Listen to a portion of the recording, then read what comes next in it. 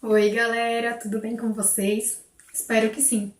A gente vai continuar agora fazendo os nossos estudos da apostila. Vamos agora para a unidade 2 e vamos começar a ver os mecanismos adaptativos e evolutivos de reprodução dos seres vivos. A gente vai falar um pouquinho do ciclo de vida dos animais, né? Dos seres vivos, dos animais, das plantas, das bactérias, dos protídeos, dos seres vivos. Primeira coisa, o que diferencia um ser vivo, né? O ser vivo, ele tem toda um ciclo de vida. Esses são os principais pontos, né? Ele normalmente nasce, cresce, se desenvolve, se reproduz e morre. Então esse é um dos principais pontos do ser vivo. Por isso a gente chama de ciclo da vida. Se não tem vida, não tem ciclo da vida. É bem fácil de entender isso. E por que a gente vai falar dessa parte de reprodução dos seres vivos? Por que a reprodução deles é tão importante?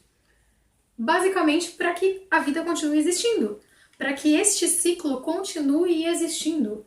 Porque senão não tem como continuar. Se uma espécie não se reproduz, ela não continua existindo, ela entra em extinção.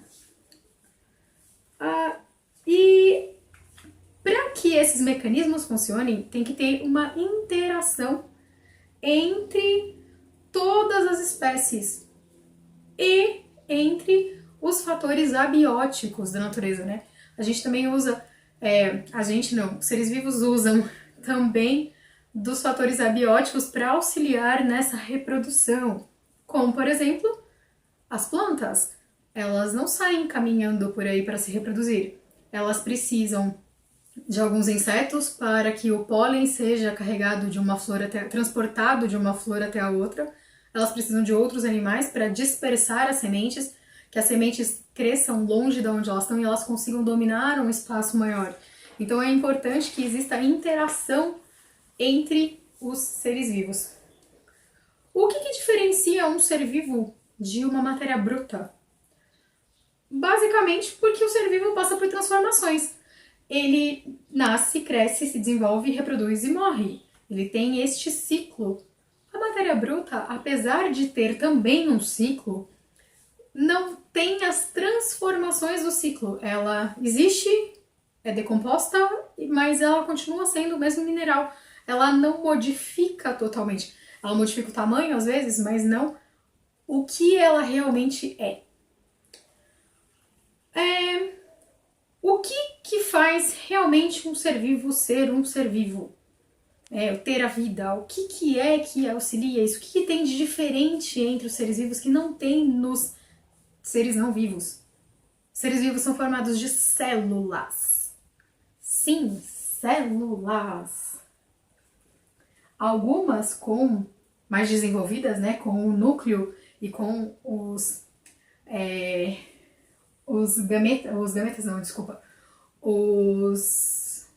genes dentro do núcleo, outras não tão desenvolvidas, mas sem esse núcleo, né, sem essa proteção do material genético, ele fica solto ali, mas células formadas por uma membrana plasmática, um citoplasma, organelas e o material genético, dentro do núcleo ou fora do núcleo, mas todas elas são formadas de célula.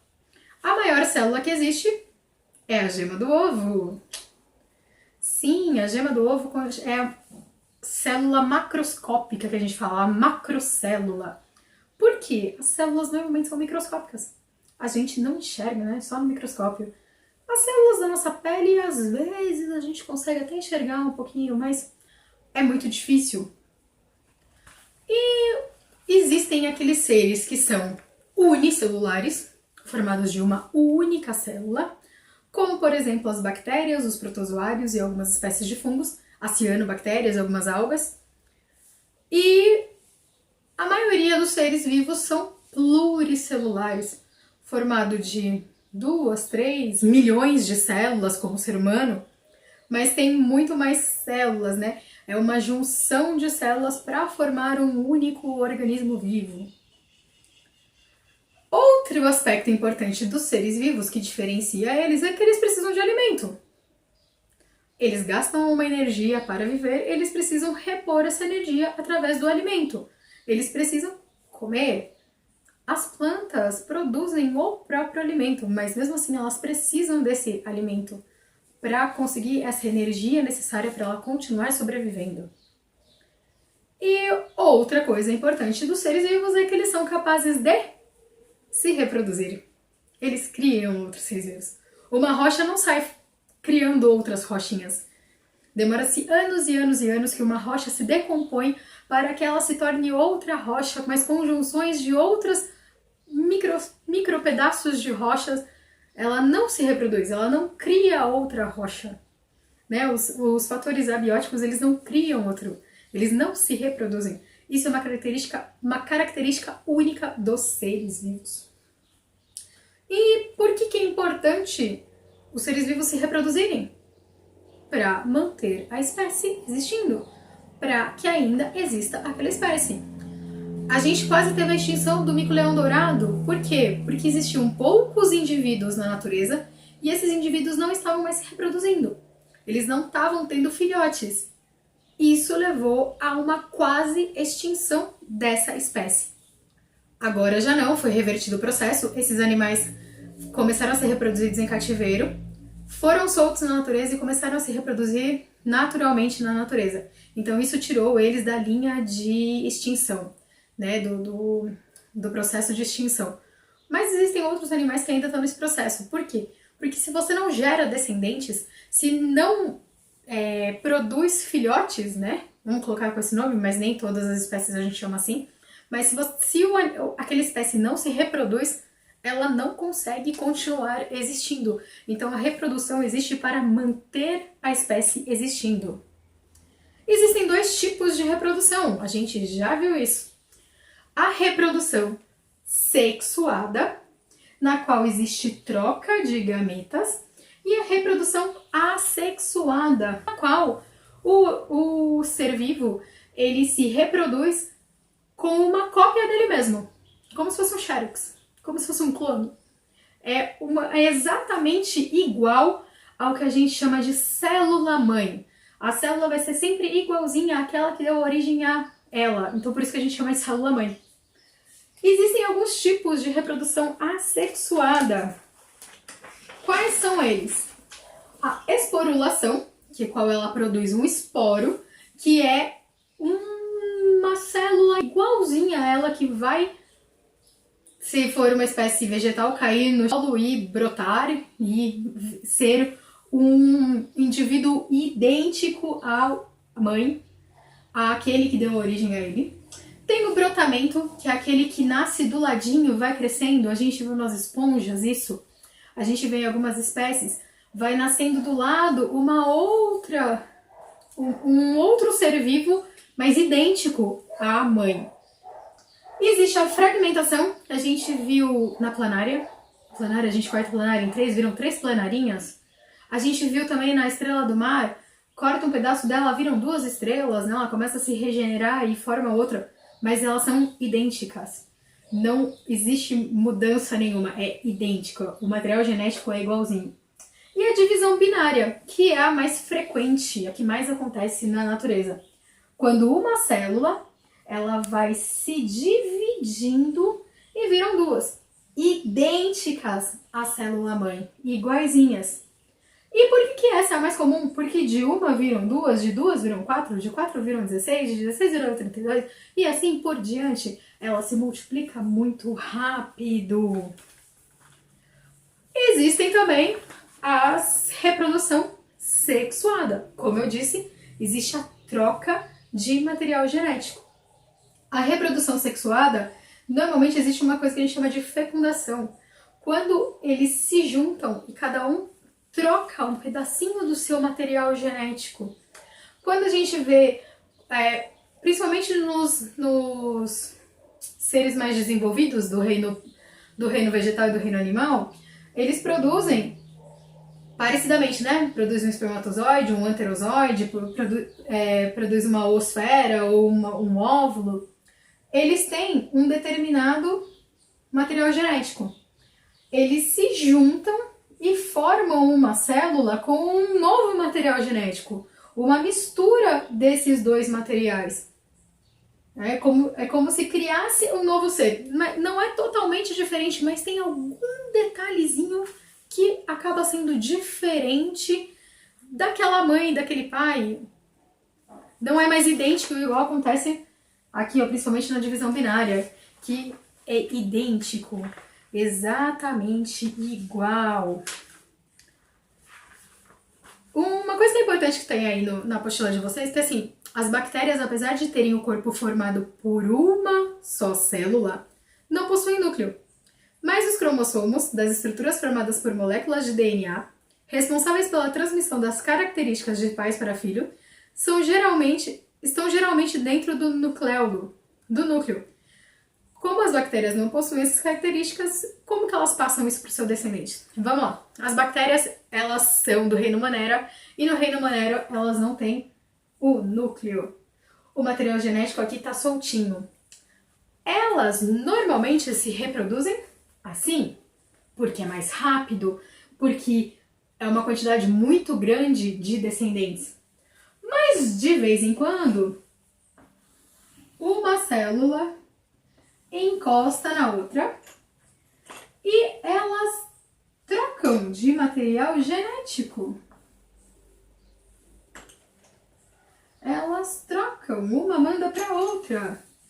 Então elas também têm um tipo de reprodução sexuada, mesmo não tendo núcleo, mesmo sendo os seres mais primitivos da natureza. Elas também fazem reprodução sexuada. E qual que é a importância desses dois tipos de reprodução? A reprodução assexuada ela é muito rápida, principalmente para esses seres que são menos desenvolvidos e normalmente unicelulares. Quanto maior a quantidade de indivíduos daquela espécie, melhor, mas ela vai sobreviver. Porém, elas são todas iguais. Se uma pegar uma doença, todas elas vão acabar morrendo. Por isso que algumas vezes elas fazem a reprodução sexuada. Porque na reprodução sexuada existe a troca de material genético, existe a mistura. Isso a gente chama de variabilidade genética. Muda aquela formação, ela não é mais igualzinha à mãe. E isso faz com que ela fique mais resistente. Isso faz com que ela consiga se adaptar aos problemas que ela vir a encontrar na natureza. É isso que a gente chama de processo evolutivo. Quando uma determinada espécie sofre uma modificação mínima que seja por causa das trocas genéticas e ela consegue se adaptar melhor ao ambiente e sobreviver e passar essas características para os seus descendentes. E aí ela evolui, ela acaba sendo diferente. É isso que a gente chama de evolução.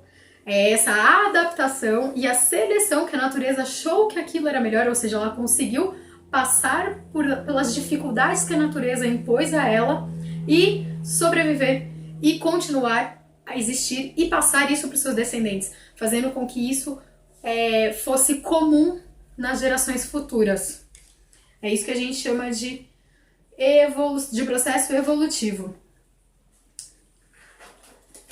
Existe uma outra característica importante de reprodução, principalmente nos superiores, né? Nos filos superiores, principalmente do reino plantar e do reino animalia, que é o dimorfismo sexual, a diferença entre machos e fêmeas. Por quê? Porque na maioria das espécies, machos e fêmeas têm funções diferentes dentro do grupo que eles vivem. E porque, principalmente, como as fêmeas normalmente dão a vida, né, são capazes de reproduzir, né, de gerar a vida, os machos precisam mostrar que são melhores que os outros para que sejam escolhidos para que exista a reprodução. Por exemplo, como eu contei para vocês no caso do sapinho. Lembra que os sapinhos coachavam? A fêmea ia atrás daquele som que era mais alto, porque ela achava que era mais forte. porque ela achava que aquele indivíduo era melhor para ser pai dos filhos dela, que os filhotes dela iam nascer mais fortes e resistentes. O leão, eles lutam entre si para provar qual é o mais forte. Algumas espécies de aves, eles constroem o ninho, e aquele ninho que é melhor construído, que vai proteger melhor os ovos, normalmente o macho é escolhido pela fêmea, porque ela acha que os filhotes vão ser melhores, vão ser mais bem-sucedidos na vida, né? Nessa vida, eles vão estar melhor adaptados a passar pelas dificuldades que a natureza impõe. Por isso também existe esse dimorfismo sexual na natureza.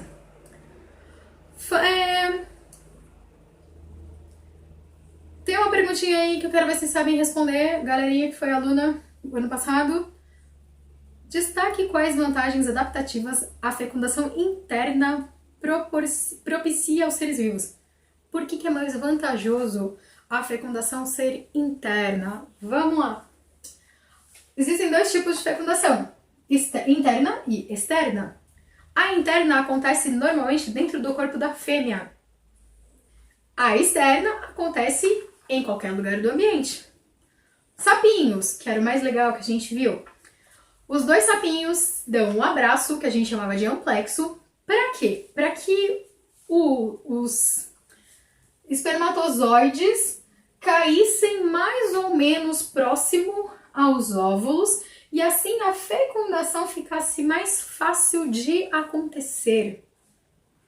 Os peixinhos, eles soltavam simplesmente na água e pode ser que um dia, uma hora, um consiga encontrar com o outro e aí virar um ovinho e aí virar um peixinho.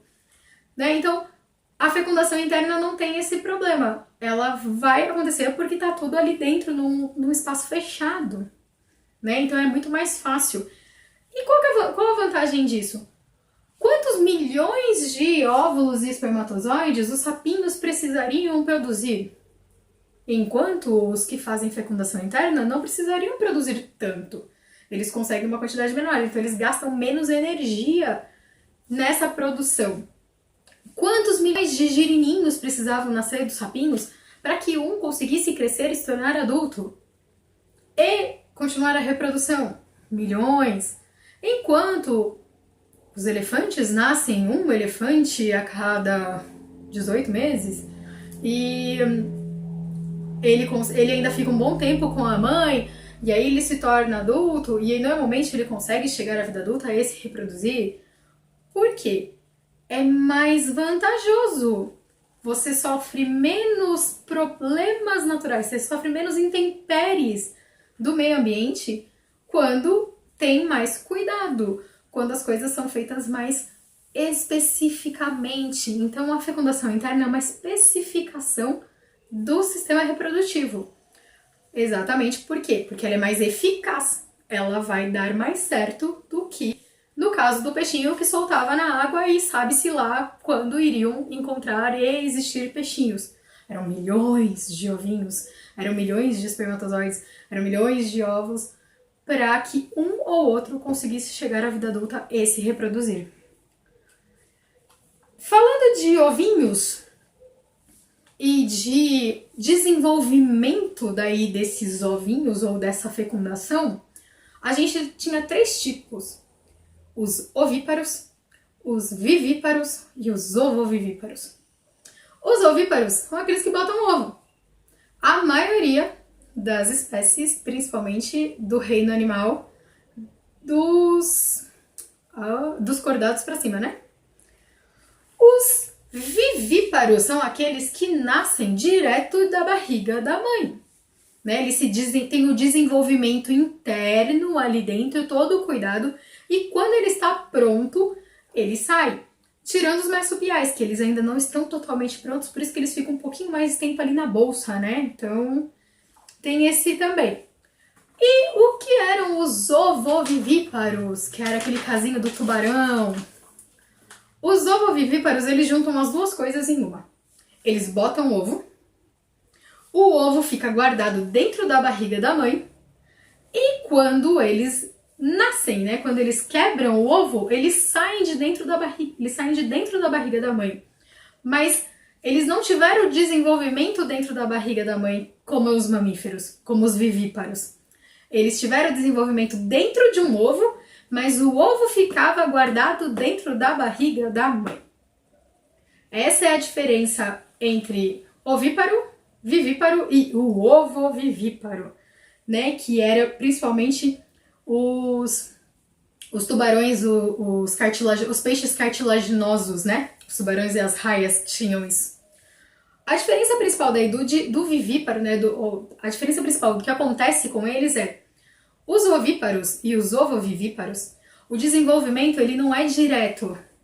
Ele é um desenvolvimento indireto, ele fica ali dentro da casquinha, ele vai se alimentando daquela clarinha que tem e ele vai começando a se desenvolver. Já dos vivíparos, o desenvolvimento é direto. Ele realmente se desenvolve ali dentro e nasce já quase totalmente pronto. Quase totalmente pronto. Lembrando dos marsupiais que precisam de mais um tempinho da mãe. Questão número 6 aí, ó. Na abertura da unidade tem um animal que tem um desenvolvimento indireto. Vocês lembram de desenvolvimento direto e desenvolvimento indireto? O desenvolvimento indireto é aquele que precisa passar por várias etapas. Lembram da borboleta? Primeiro era um ovinho, daí virava uma larva, virava uma lagarta, depois ela fechava no casulo e depois virava borboleta. Isso é um desenvolvimento indireto. O desenvolvimento direto é assim. O animalzinho o ser vivo tá ali, ele forma, ele se desenvolve e nasce já um ser humaninho. Nasce já um peixinho. Nasce já, não tem uma larva. Não tem uma outra etapa no meio. A gente viu vários seres vivos que tem essa outra etapa no meio, né? Mas a maioria normalmente tem o desenvolvimento indireto, principalmente dos mais primitivos. Os mais evoluídos, que a gente fala, né, que são aqueles que já têm uma especificação melhor, eles já são mais específicos naquilo que eles fazem. Eles têm o desenvolvimento direto. Então, falando da nossa rede de palavras aí, ó, a reprodução é o quê? Basicamente a capacidade dos indivíduos de gerar descendentes. E podem ser gerar descendentes, filhotes, plantinhas, bebezinhos, gerar descendentes, bacteriazinhas, gerar descendentes. Podem ser de forma assexuada, daquela que não tem troca de gametas, que podem ser, como exemplo, da esporulação, brotamento, fragmentação ou divisão binária, ou essa reprodução pode ser sexuada, na qual a principal característica é o quê? Ter a troca do material genético. Gerar um serzinho com uma característicazinha diferente, uma pontinha do cabelo diferente. Então existe um encontro dos gametas. E isso faz com que exista uma maior variabilidade genética, que tenham diferentes seres daquela mesma espécie. Iguais, sim, mas com 0,00001% de diferente. E isso, para a natureza, é muito importante. Para quê? Para sofrer a adaptação, para conseguir sobreviver às intempéries, aos problemas que a natureza fornece, conseguirem passar isso para frente e conseguir manter a espécie viva. E, sendo assim, a gente já pode realizar os exercícios. Beijinhos, tchau, tchau!